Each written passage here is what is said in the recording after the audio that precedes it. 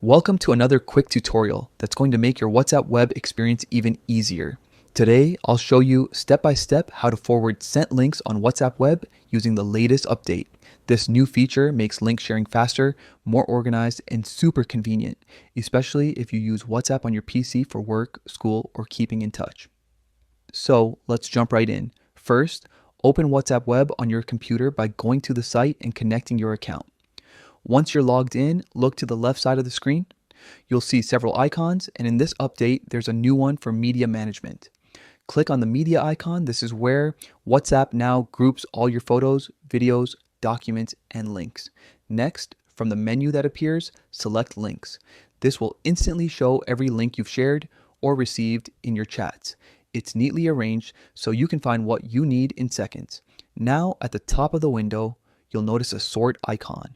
Click on it and choose you. This option filters the results so you only see the links that you've personally sent. This is perfect when you're looking to forward links you've shared before without scrolling through entire conversations. Once your sent links are visible, go to the top of the window again and click on the select icon. Now, you can pick multiple links at once. Just click on each one you want to forward or select all if needed. After you've made your selections, look for the forward icon and click it. A new window will pop up where you can choose the recipients, select the people or groups you want to send the links to, then simply hit send. That's it, your chosen links will be forwarded instantly. This new WhatsApp web feature really helps you manage and share links more efficiently, saving you time and clicks. Give it a try today and see how much easier your workflow becomes.